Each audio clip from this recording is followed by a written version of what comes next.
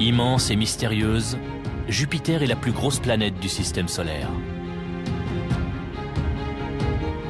Constituée presque entièrement de gaz, elle est balayée par des vents qui soufflent à plus de 600 km/h et des tempêtes 2 fois plus violentes que sur la Terre.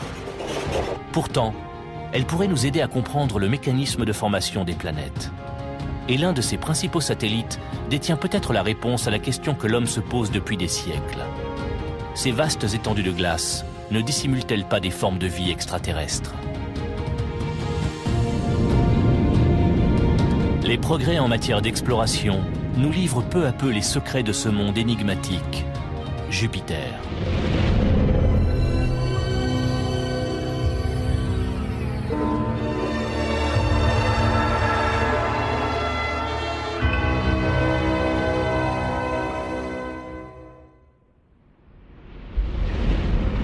Au cours des 50 dernières années, différentes missions spatiales nous ont fait découvrir des mondes inconnus, comme les montagnes de Mars ou les lacs de méthane de Titan, le satellite de Saturne.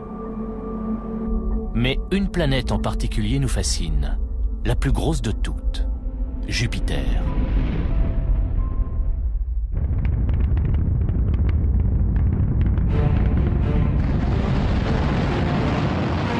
La plupart des informations dont nous disposons sur cette géante nous ont été fournies par la sonde Galileo, lancée par la navette Atlantis en octobre 1989.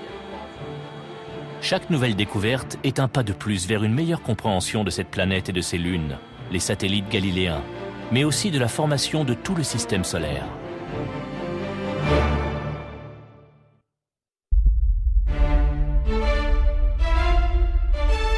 Avec un diamètre 11 fois plus grand que celui de la Terre, environ 142 000 km, Jupiter est une boule de gaz et de liquide déchirée par des éclairs 1000 fois plus puissants que ceux qui frappent notre planète. Comme Saturne, elle possède un système d'anneaux, mais si mince qu'il est difficile de les observer au télescope. La Grande Tache Rouge est une gigantesque zone de tempête, avec des vents de plus de 400 km/h, qui peut faire jusqu'à 3 fois la taille de notre planète. À ce jour, on a recensé 63 satellites de Jupiter. Galileo a étudié les 4 plus importants, Io, Europe, Ganymède et Callisto. Chacun d'eux mériterait de faire l'objet d'une mission. Les scientifiques supposent qu'à 800 millions de kilomètres du Soleil, aucune forme de vie ne peut exister. Io, satellite galiléen le plus proche de Jupiter, est légèrement plus massif que notre Lune. Son activité est intense. D'immenses panaches de dioxyde de soufre s'élèvent à des centaines de kilomètres dans l'espace. Elle a une surface tachée de rouge et de jaune, d'où son surnom de lune pizza. Ganymède, le plus gros des satellites, est sillonné de cicatrices profondes et couvert d'une boue gelée. Quant à Europe, c'est le plus mystérieux des 4. L'épaisse couche de glace qui le recouvre cache peut-être un océan liquide. Or, l'eau est une des conditions pour la présence de vie. Bientôt, une nouvelle génération de sondes tentera de dévoiler les secrets du système jovien. Juno, Europa Explorer et le robot sous-marin Endurance. 3 missions, un seul objectif, partir à la découverte de ces mondes étranges.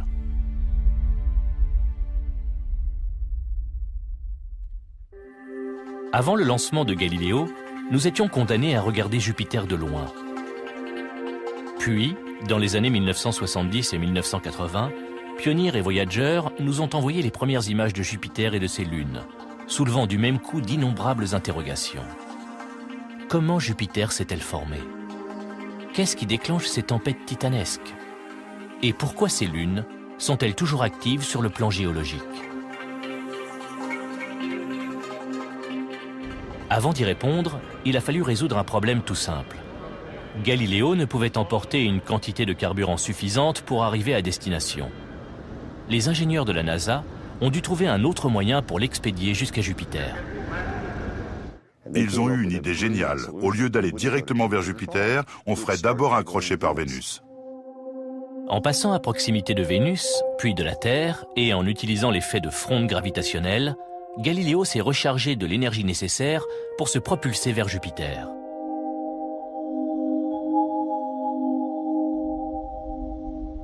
Quand Galiléo arrivera, après un voyage de 6 ans, une sonde auxiliaire sera envoyée dans les profondeurs de l'atmosphère jovienne. Elle aura moins d'1 heure pour analyser cet environnement. Ensuite, elle sera écrasée par la pression extrême. Tous les scientifiques espèrent que Galiléo retransmettra des informations extraordinaires. Encore faut-il qu'elle arrive à bon port. 18 mois après son lancement, un incident gravissime survient. Son antenne principale en forme de parapluie ne s'ouvre pas. C'était catastrophique. Il fallait qu'elle s'ouvre. On pensait que sans l'antenne, la sonde serait incapable d'accomplir sa mission. Depuis la Terre, les ingénieurs de la NASA tentent de réparer la panne. En la téléguidant, ils ont essayé de la secouer, au cas où les baleines seraient coincées, puis de la faire glisser de haut en bas pour qu'elle se déploie enfin. Devant l'échec de ces tentatives, il n'y a plus qu'une seule solution.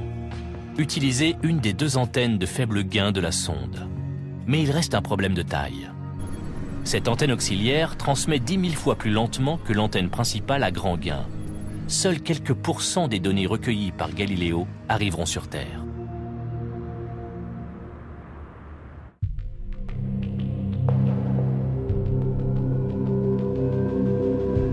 Durant la dernière phase d'approche, Galiléo va assister par hasard à la collision entre une grosse comète et Jupiter.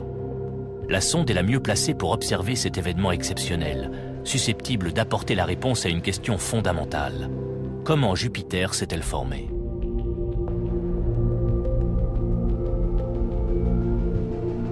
Jusque-là, les scientifiques pensaient qu'elle était constituée de fragments laissés après la formation du Soleil, sorte de planète primitive figée dans le temps. Dans ce cas, la composition chimique du Soleil et de Jupiter devrait s'avérer très proche. L'impact de la comète projettera dans l'espace les composants chimiques de la surface de Jupiter, et leur analyse permettra de confirmer ou d'infirmer cette théorie. L'attente des chercheurs va être comblée au-delà de toute espérance. C'était une occasion unique d'assister à la collision entre 2 corps du système solaire. On a assisté en direct à l'événement. La comète a été baptisée Shoemaker-Levy, ou SL9. L'astronome amateur David Levy est un de ses découvreurs. C'était la première fois qu'une comète s'écrasait sur une planète. Du moins, la première fois qu'on y assistait. Personne ne savait ce que ça nous apprendrait. Le grand jour, tous les télescopes sur Terre et dans l'espace sont braqués sur Jupiter.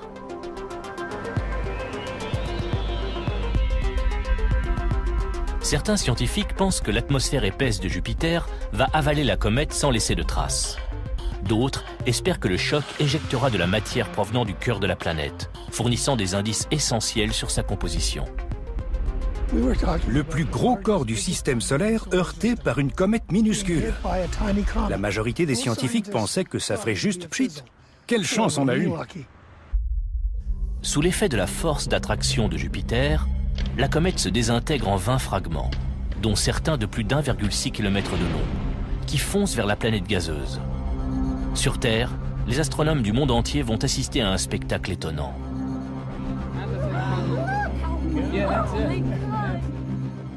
L'un après l'autre, les fragments s'écrasent.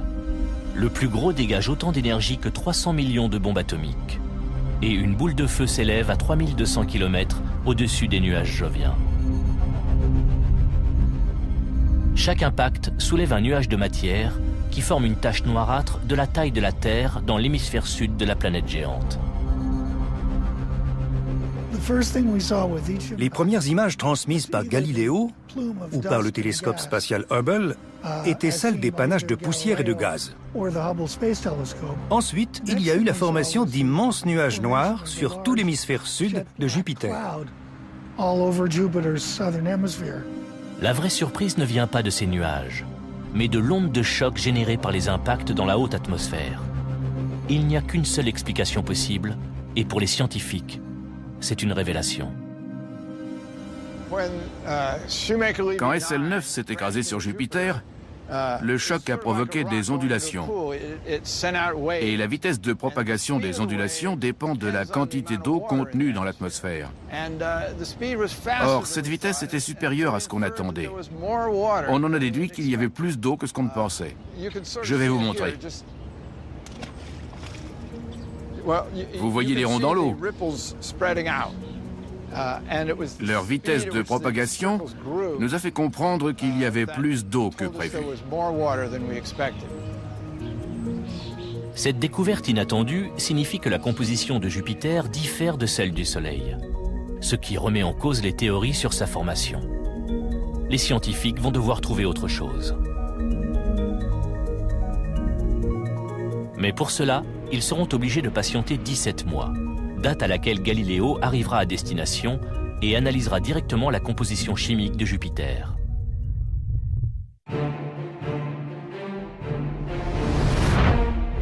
Un an après la collision entre la comète SL9 et Jupiter, Galiléo arrive bientôt à destination.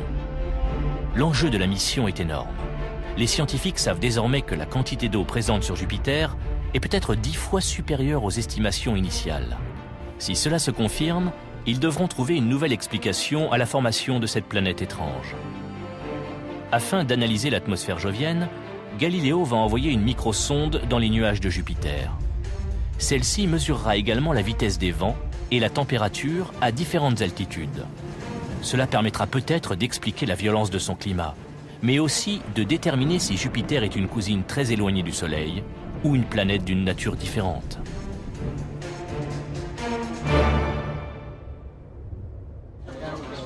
Le centre de contrôle déclenche la mise à feu de 3 boulons explosifs. La microsonde se détache de Galiléo et entame sa descente vers l'atmosphère jovienne. Une fois la sonde auxiliaire en route, Galiléo remet ses moteurs en marche et se place en orbite autour de la géante gazeuse. Les images transmises sont des milliers de fois plus détaillées que toutes celles qu'on a pu voir jusqu'alors. Mais 2 mois plus tard, nouvel incident. L'enregistreur tombe en panne. Les ingénieurs se sont rendus compte que quand il fonctionnait à très grande vitesse, la bande avait tendance à chauffer et à coller. On a reconfiguré l'appareil de manière à le faire tourner à faible vitesse et à n'utiliser qu'une partie de ses capacités. Ces 2 incidents, l'antenne et le magnétophone, ont singulièrement limité la quantité de données et leur vitesse de retransmission. Cette seconde panne porte un coup dur à la mission. 5 mois ont passé depuis que Galiléo a lancé la microsonde. Bientôt, elle s'enfoncera dans l'atmosphère de la planète pour mesurer entre autres la quantité d'eau qu'elle contient.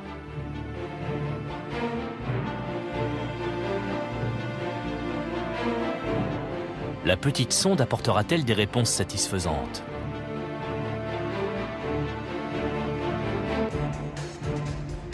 Elle va pénétrer dans l'atmosphère à plus de 170 000 km/h.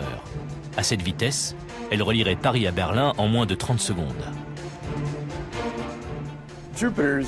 Jupiter est si grosse qu'elle accélère tout objet à une vitesse énorme.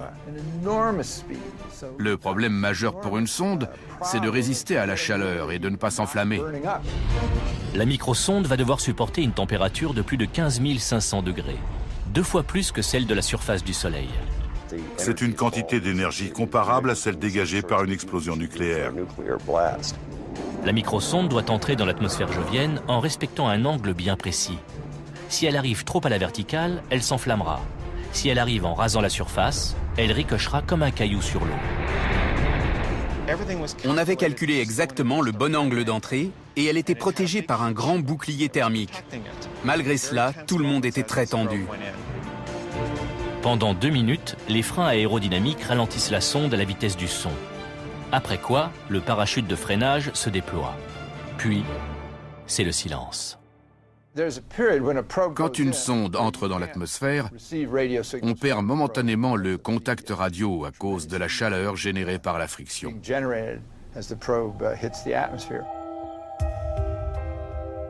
En s'enfonçant à 200 km à travers l'atmosphère jovienne, la microsonde recueille de nombreuses données qu'elle transmet à Galileo, qui, à son tour, les envoie sur Terre. Elle a essayé de répertorier tous les composants de l'atmosphère de Jupiter. De quoi est-elle faite? Quels sont les gaz rares, le néon, l'argon ou le krypton? En quelle quantité? Quelle quantité d'eau y a-t-il? Les chercheurs sont convaincus que la sonde va finir par traverser la couche de vapeur d'eau révélée par le choc avec la comète et fournir des indices essentiels sur la formation de Jupiter. Lors d'un colloque avec des scientifiques, j'ai même annoncé que j'étais prêt à parier $10 avec chaque participant que la sonde trouverait plus qu'une certaine quantité d'eau. Au lieu de cela, la sonde dérive à travers des couches de gaz diffus. Elle est tombée pile au milieu d'une zone de courant descendant, une trouée sèche au milieu des nuages. Où est l'eau tant espérée? Jupiter possède manifestement des zones sèches et des zones humides. On a découvert des formations météorologiques persistantes, des zones qui se déplacent, dont on n'avait jamais soupçonné l'existence.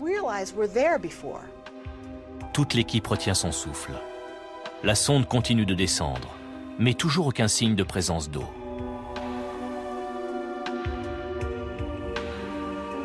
Pourtant, les données recueillies en moins d'une heure vont révolutionner notre théorie sur la formation du système solaire. La sonde détecte une proportion élevée d'éléments lourds, comme l'argon, le krypton, le carbone et l'azote. Des éléments présents en quantité 2 à 3 fois supérieure à celles relevées dans le Soleil.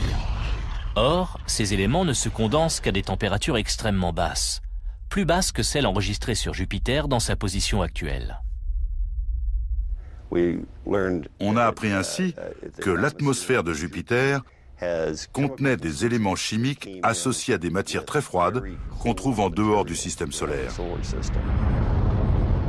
Pour les astronomes, la nouvelle fait l'effet d'une bombe. La présence de ces éléments signifie que Jupiter ne s'est pas formé comme le Soleil.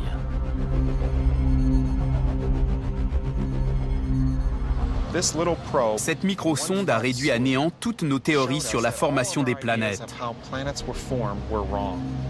On n'avait rien compris au processus ni au système solaire primitif. La communauté scientifique est sous le choc. La géante gazeuse aurait-elle pu se former à l'extérieur du système solaire, dans un environnement plus froid, avant de migrer jusqu'à sa position actuelle? À moins que les éléments lourds et l'eau n'aient été apportés par des comètes et des astéroïdes. Au bout de 58 minutes, la sonde cesse d'émettre et prend feu en rentrant dans l'atmosphère basse de Jupiter. Elle a fourni des renseignements inestimables sur la planète, son atmosphère et sa formation. Mais de nombreuses interrogations subsistent.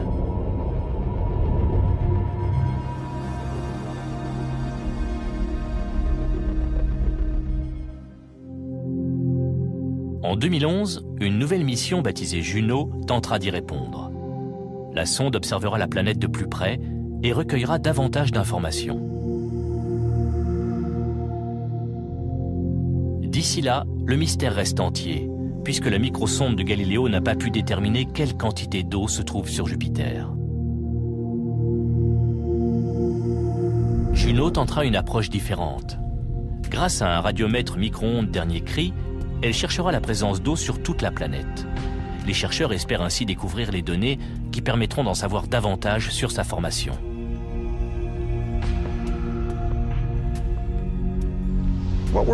Juno sera chargée de trouver les ingrédients qui constituent Jupiter. Grâce à eux, nous pourrons reconstituer sa composition et expliquer comment les planètes se forment. En orbite à 21 000 km au-dessus de Jupiter, Galileo va bientôt s'attaquer à une autre grande inconnue, la météo de la planète gazeuse. Comment des tempêtes peuvent-elles atteindre jusqu'à 3 fois la taille de la Terre et durer plus de 3 siècles?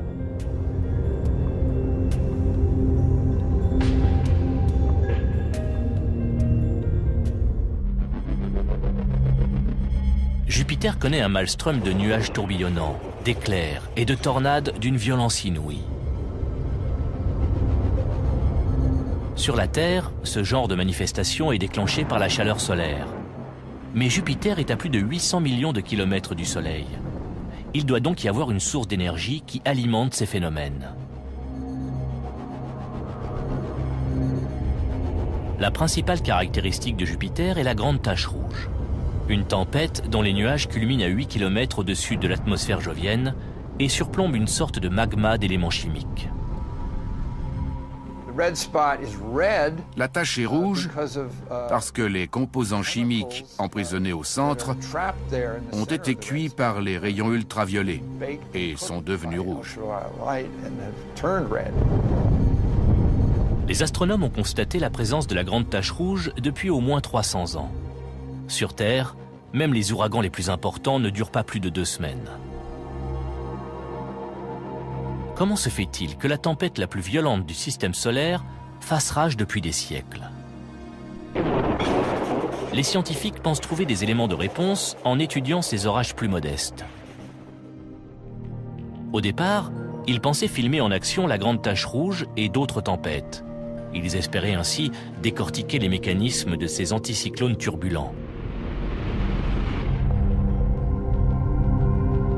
Mais avec l'antenne principale à grand gain hors service, cette solution s'avère impossible. Les ingénieurs sont obligés de mettre au point une nouvelle méthode d'observation. Au lieu de filmer en continu pendant des heures, on a décidé de saucissonner l'opération. On a observé la tache rouge pendant une période donnée à plusieurs heures d'intervalle et on a mis les images bout à bout. La sonde est braquée sur une zone de turbulence émaillée de petites taches blanches causées par ce qu'ils pensent être des convections, des courants ascendants rapides. Pour prouver qu'il s'agit bien d'orages, les scientifiques doivent localiser une autre caractéristique jovienne. Des éclairs 1000 fois plus puissants que sur Terre, visibles uniquement de nuit.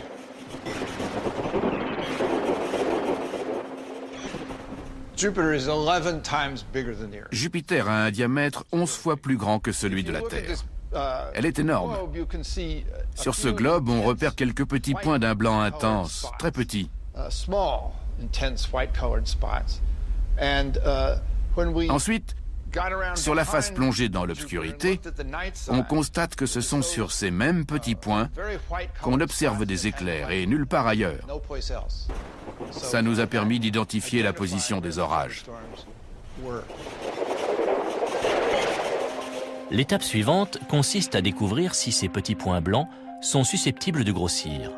Une fois de plus, Galiléo se trouve au bon endroit, au bon moment. Dans les années 1930, on avait noté la formation de 3 zones ovales. 60 ans plus tard, 2 d'entre elles ont fusionné brusquement. Grâce à Galiléo, les scientifiques suivent la fusion de 2 des 3 zones ovales en un orage plus puissant. 2 ans plus tard, la 3e est absorbée à son tour, donnant naissance à une tempête imposante dans une ceinture située sous la grande tache rouge. Peu à peu, elle est devenue rouge elle aussi, comme la grande tache rouge, mais elle était plus réduite. Baptisée tache rouge junior, elle pourrait nous aider à découvrir la source d'énergie qui alimente ces ouragans spectaculaires. Les tempêtes de Jupiter sont cannibales et avalent les orages plus petits. C'est ainsi qu'est née la grande tache rouge. C'est comme dans la chaîne alimentaire, les gros poissons mangent les plus petits. Sur Jupiter, les petits orages sont les premiers fournisseurs d'énergie.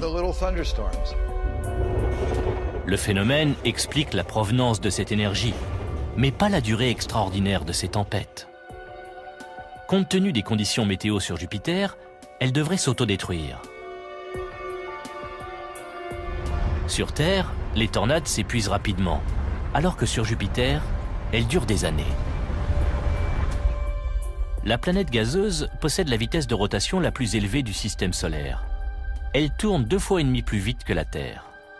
D'après Jonathan Hornoux, paradoxalement, cette rotation rapide expliquerait la stabilité des tempêtes joviennes. Dans les systèmes où la rotation est rapide, les tourbillons durent longtemps. C'est très surprenant. On s'attendrait à ce qu'ils se déchirent, mais ce n'est pas le cas. Toutes ces missions nous ont appris qu'ils sont très homogènes et très stables. Quand on injecte 2 colorants différents dans une cuve d'eau qui tourne sur elle-même, le résultat est étonnant.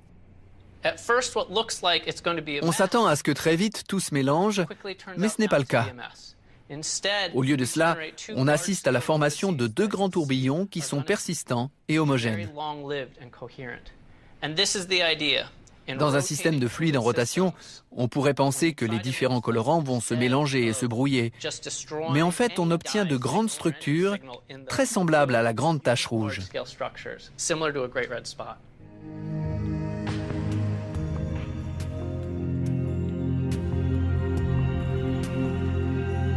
La sonde a montré pourquoi les tempêtes joviennes sont aussi grandes et durent aussi longtemps.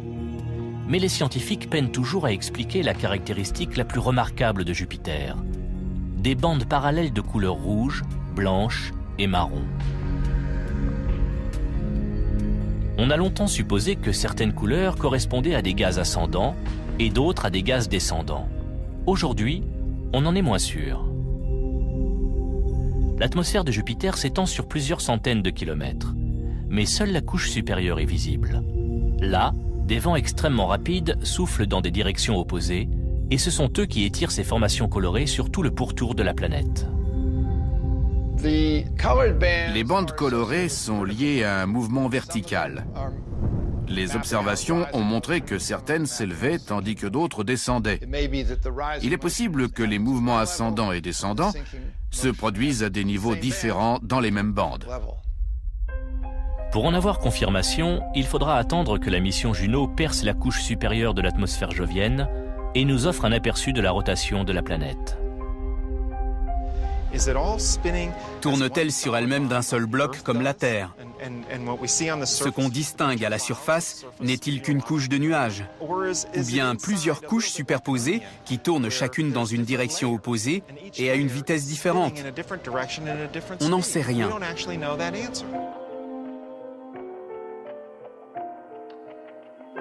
Juno tournera autour de la planète 32 fois, et chaque révolution durera 11 jours. Elle passera au-dessus des pôles nord et sud en se déplaçant latéralement, de manière à balayer une nouvelle tranche de la planète. Pour la première fois, la sonde dressera la carte complète de l'atmosphère jovienne sur plus de 560 km d'épaisseur. Jupiter révélera peut-être enfin les secrets de son système météorologique complexe. Les spécialistes ont compris que les tempêtes perdurent grâce à la vitesse de rotation élevée de la planète. C'est elle aussi qui alimente son champ magnétique d'une puissance remarquable. Nous pourrons étudier ce système et le comparer avec ce qui se passe sur Terre. Toutes ces données nous aideront à comprendre notre propre planète. Le champ magnétique terrestre, ou champ géomagnétique, est généré par les mouvements du fer en fusion autour du noyau. Jupiter est une planète gazeuse, mais l'hydrogène qui entoure son noyau est tellement comprimé qu'il se comporte aussi comme du métal en fusion. Le champ magnétique jovien est créé à l'intérieur de la planète, où la pression est telle que l'hydrogène est devenu métallique. Il se comporte comme un métal, se déplace et donne naissance à des courants électriques qui se manifestent sous la forme du champ magnétique qui entoure la planète.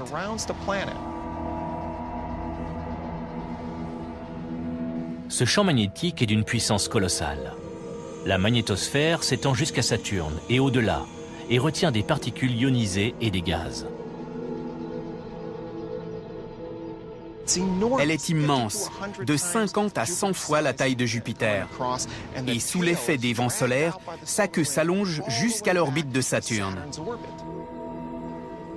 La magnétosphère jovienne est le plus grand champ magnétique céleste du système solaire. Si nous pouvions la distinguer à l'œil nu depuis la Terre, elle apparaîtrait plus grosse que la Lune. Elle est assez puissante pour détourner le flux constant de soufre émis par les volcans géants de son satellite le plus proche, Io.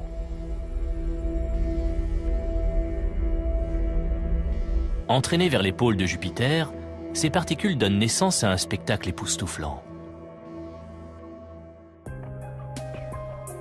Comme la Terre, Jupiter a des aurores polaires, appelées boréales dans l'hémisphère nord et australes dans l'hémisphère sud. Pour la première fois, Juno analysera les particules ionisées et les champs magnétiques responsables de ces phénomènes. On va les survoler de près et on va plonger sous les ceintures de radiation pour aller jusque de l'autre côté. On traversera les particules ionisées qui bombardent et illuminent l'atmosphère en créant les aurores boréales. Les scientifiques espèrent que l'étude de Jupiter nous permettra de mieux comprendre le processus dynamique du champ magnétique terrestre. Mais le système jovien recèle bien d'autres énigmes. Contrairement à la nôtre, ces lunes connaissent une intense activité géologique. Se pourrait-il qu'elles abritent des formes de vie?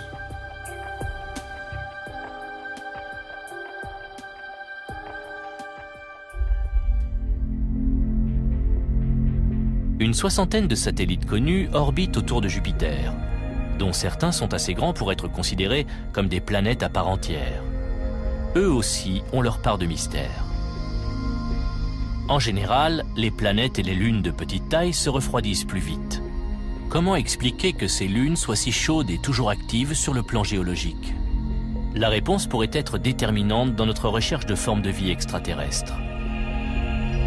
Les 4 principaux satellites galiléens, Ganymède, Callisto, Io et Europe, sont tous très différents les uns des autres et tous pleins de surprises. Quand Ganymède tourne une fois autour de Jupiter, Europe tourne 2 fois et Io 4 fois. Ce n'est pas une coïncidence. Ces lunes ont créé une magnifique chorégraphie cosmique. Les astronomes pensaient que les satellites joviens étaient des blocs de roches et de glace froids et morts. Mais Galiléo a montré qu'il s'agissait de mondes dynamiques.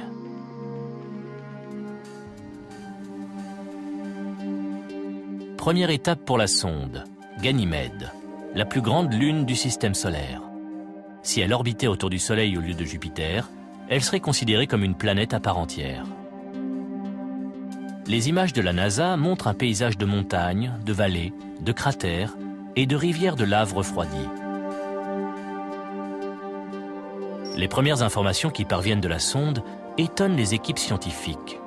Le magnétomètre enregistre une activité. Je n'en suis pas revenue. Ça prouvait l'existence d'un champ magnétique. Je me suis dit, je n'y crois pas. Ganymède est la seule lune du système solaire qui possède un champ magnétique propre, ce qui paraît incompréhensible, car le satellite devrait être complètement gelé. Or, l'existence d'un champ magnétique signifie que son noyau est liquide. On pensait qu'un corps de la taille de Ganymède aurait refroidi depuis la naissance du système solaire, c'est-à-dire 4 milliards d'années. Normalement, il aurait dû être solide. Cette découverte nous a obligés à revoir notre théorie de l'évolution de Ganymède. La présence de ce champ magnétique soulève de nouvelles interrogations sur la formation des planètes. Il s'est vraisemblablement produit quelque chose dans le passé de Ganymède. Un événement catastrophique qui a réchauffé le satellite. Galiléo a montré que Ganymède était un monde fascinant avec une histoire très complexe. Un monde à part entière. Mais la sonde Galiléo détecte aussi un second champ, plus variable. Ça nous indique l'existence probable d'un océan liquide sous la surface de Ganymède. Les chercheurs supposent que cet océan est profondément enfoui sous la croûte de glace qui recouvre le satellite. L'orbite de la sonde Galiléo l'entraîne loin de Ganymède, mais les surprises ne sont pas terminées pour autant.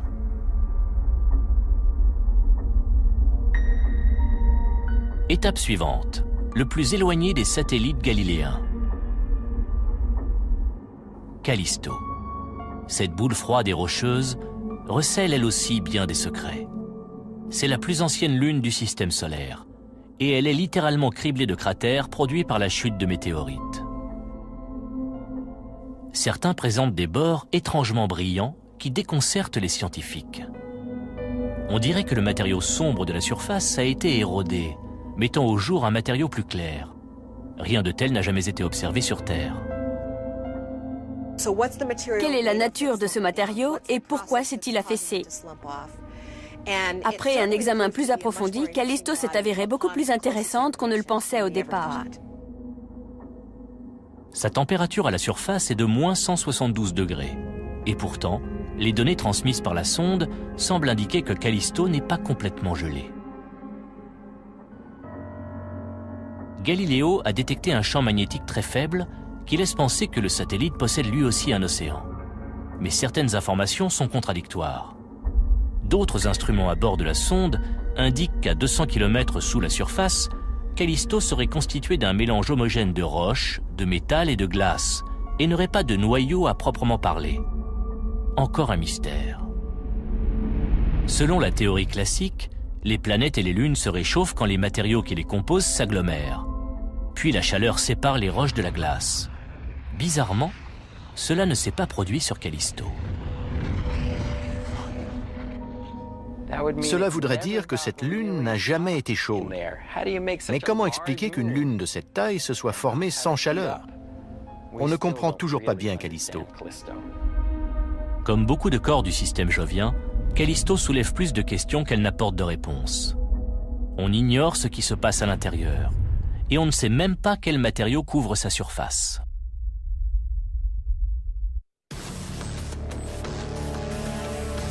L'histoire de la troisième lune de Jupiter est tout aussi déroutante. Io est sensiblement de la même taille que notre lune, et c'est la plus proche de Jupiter. C'est aussi le corps céleste le plus actif du système solaire. Il compte plus de 400 volcans, dont certains mesurent jusqu'à 200 km de diamètre. Si on pouvait survoler Io, ce serait un spectacle extraordinaire. On apercevrait des panaches gazeux de plusieurs centaines de kilomètres de haut, des coulées et des lacs de lave immenses en train de bouillonner. Sa surface est très curieuse. On dirait une pizza. La surface d'Io est sans arrêt remodelée par l'activité volcanique intense. Les images transmises par Galileo sont complètement différentes de celles envoyées par les sondes Voyager une vingtaine d'années plus tôt. Comment un paysage peut-il changer aussi radicalement en si peu de temps? Des cratères immenses semblent apparaître, puis disparaître sous l'effet de gigantesques panaches gazeux riches en soufre qui jaillissent à plus de 300 km d'altitude. On en a conclu que ces panaches déposaient à la surface de minces couches de matériaux qui finissaient par éroder peu à peu les cratères. Mais comme les autres lunes de Jupiter, Io a ses secrets. Une activité volcanique de cette importance sous-entend une quantité de chaleur peu commune. Par quoi est-elle générée? À 800 millions de kilomètres du Soleil, Io devrait être froide. Or, c'est loin d'être le cas.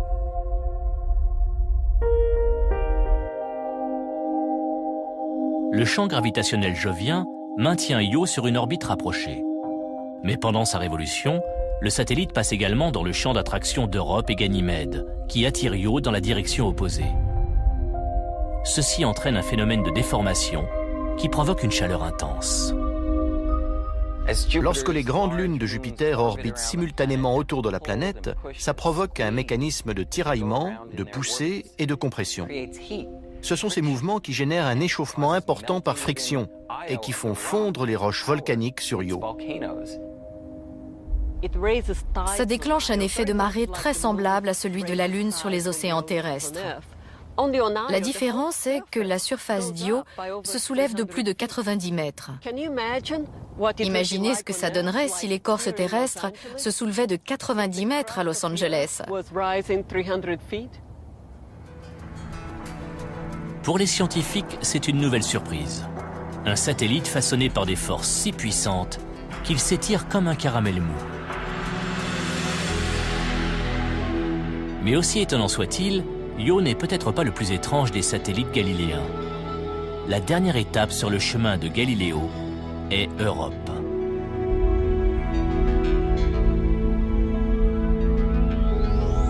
Sa surface est balafrée de formes géologiques curieuses et de lignes parallèles qui entaillent la glace.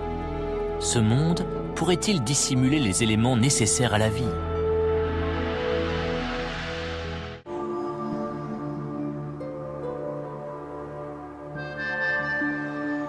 Les images d'Europe transmises par les missions précédentes révèlent une lune d'un blanc rosé.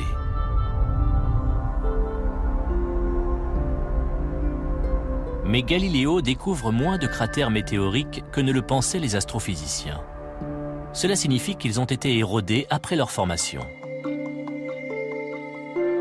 Europe étant recouverte d'une épaisse couche de glace, les spécialistes pensent que de l'eau pourrait remonter à la surface. Devant tant de questions, l'équipe souhaite examiner le satellite de plus près, ce qui signifie y passer plus de temps que prévu. À l'origine, le calendrier prévoyait 3 passages au-dessus d'Europe. Mais les données recueillies étaient si intéressantes que la mission a été rallongée et que la sonde l'a survolée plusieurs fois. La première tâche de Galiléo est d'envoyer des images plus détaillées d'Europe. Plusieurs questions se posent. Le satellite est-il actif en surface? Le processus d'érosion des cratères météoriques est-il rapide ou très lent? Après être partis du principe qu'il s'étalait sur des milliards d'années, les chercheurs changent vite d'avis. Je les écoutais discuter de l'âge de la surface d'Europe. Oh, peut-être quelques milliards d'années. Au passage suivant de la sonde, peut-être 100 000 ans. Et au passage suivant, elle est peut-être encore active. En mesurant le champ magnétique d'Europe, Galiléo fait une autre découverte. Pendant que la Lune orbite autour de Jupiter, son champ magnétique se modifie, signe qu'Europe possède une couche conductrice qui laisse passer le champ magnétique jovien. Ce phénomène n'a qu'une seule explication possible, et c'est une surprise pour les scientifiques. D'après notre interprétation, ces changements sont produits par un océan global sous la croûte glacée. D'après les estimations, cet océan liquide couvrirait l'ensemble d'Europe sur une profondeur de 160 km, ce qui en ferait l'étendue d'eau liquide la plus importante du système solaire. Si tel est le cas, il faut résoudre un problème fondamental. La température à la surface d'Europe peut descendre jusqu'à moins 129 degrés. Comment se fait-il qu'un océan aussi vaste et aussi éloigné du Soleil ne gèle pas entièrement? C'est peut-être dû au même phénomène observé sur Io. Sous l'effet de la gravité jovienne, Europe s'étire et se comprime, ce qui génère une chaleur suffisante pour que la surface reste en mouvement constant. Cela expliquerait également d'autres caractéristiques inhabituelles d'Europe. Les images de Galiléo montrent que la surface d'Europe est zébrée de crevasses. Des failles étranges, parfois longues d'1 millier de kilomètres, et qui apparaissent souvent par deux, comme ici. Une arête, une dépression au milieu, puis une autre arête. Il n'y a rien de semblable sur la Terre. À première vue, ces arêtes sont une énigme. Mais très vite, les spécialistes avancent une explication. Le planétologue Robert Pappalardo reproduit le phénomène en laboratoire avec des blocs de glace. Quand Europe se déforme à cause de la force d'attraction de Jupiter, sa surface s'étire et la glace se fissure. Ensuite, les deux blocs de glace glissent l'un contre l'autre. Mais le frottement des blocs produit de la chaleur, qui réchauffe la glace de chaque côté. Cette glace plus chaude se soulève et forme les fameuses stries qu'on distingue à la surface de la toundra d'Europe.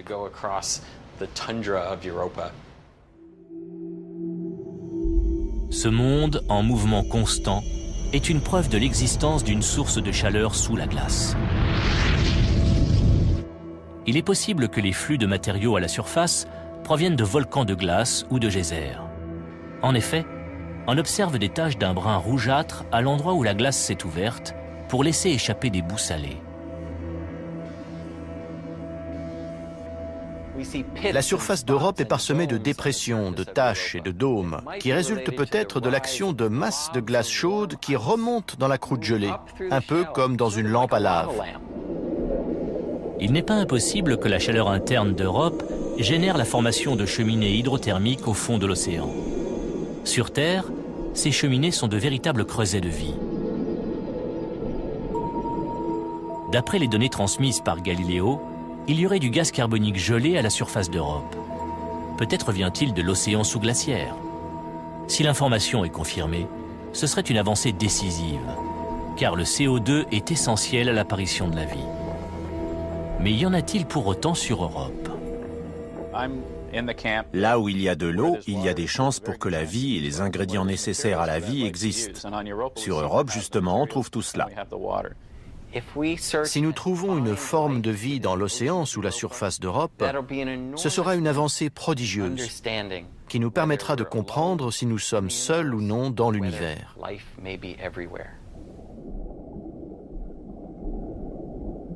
Les scientifiques ont hâte de reprendre les observations sur Europe. En 2011, ils espèrent lancer une nouvelle mission en orbite autour du satellite galiléen. Europa Explorer tentera à son tour d'apporter des éléments de réponse sur la possibilité de formes de vie ailleurs que sur Terre. Elle étudiera la glace à la surface d'Europe, analysera sa structure et cherchera des zones propices à une exploration future de l'océan qui s'étend dessous. On veut mesurer précisément la gravité, cartographier la surface grâce à un radar, étudier la composition de la surface et comprendre sa structure géologique, mais aussi cerner le mécanisme de sa déformation due aux marées qui génère la chaleur interne et fait craquer l'épaisse couche de glace. Le principal outil de la mission est un radar, qui fournira une carte en 3 dimensions de la croûte gelée d'Europe. Ainsi, les chercheurs connaîtront son épaisseur exacte. À quel niveau se trouve l'océan sous la surface? Est-ce un océan global? Quelle profondeur fait-il? Toutes ces questions sont fondamentales. Dès que les spécialistes connaîtront l'épaisseur de la couche de glace, ils pourront s'attaquer au problème suivant. Comment passer dessous? Ce sera l'objectif d'une nouvelle mission. Cette fois, la sonde ne se contentera pas d'orbiter autour d'Europe. Elle se posera pour explorer son océan souterrain. Endurance est déjà au travail en Antarctique. Ce robot est le premier d'une nouvelle génération de sondes sous-marines capables de fonctionner également sous la glace. Le but de ces concepteurs est de mettre au point un véhicule complètement autonome. Endurance doit pouvoir prendre des décisions tout seul. Jusqu'à présent, tous les véhicules envoyés dans l'espace étaient téléguidés par les ingénieurs. Là, ce sera différent, d'où les essais effectués en Antarctique. Actuellement, Endurance explore un lac caché sous une couche de glace de près de 4,50 mètres. Un jour peut-être, un robot de ce type partira en quête de formes de vie sur Europe. Mais avant, il doit réussir à briser la glace. Faire fondre une couche aussi épaisse demande une énergie énorme. Il faudra mettre au point un système nucléaire pour y parvenir. Et même ainsi, ça prendra des semaines, voire des mois. On pourrait imaginer un engin qui fasse fondre la glace pour aller jusqu'à l'océan liquide, afin d'explorer ce qui s'y trouve.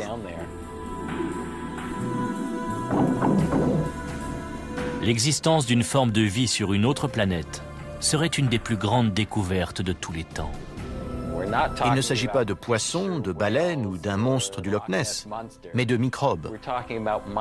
Se pourrait-il qu'il y ait des organismes unicellulaires dans l'océan d'Europe?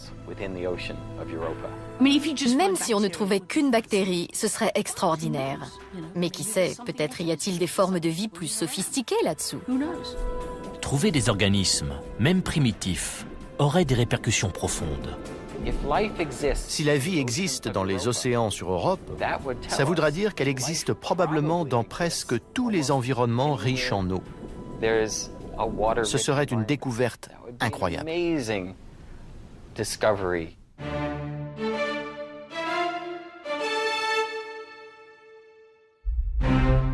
L'étude de Jupiter et de ses satellites a déjà transformé notre conception de notre place dans le système solaire. Les nouvelles missions à destination d'Europe montreront peut-être que la vie sur Terre n'est pas un phénomène unique. Et si elle existe sur 2 planètes, pourquoi pas sur d'autres encore?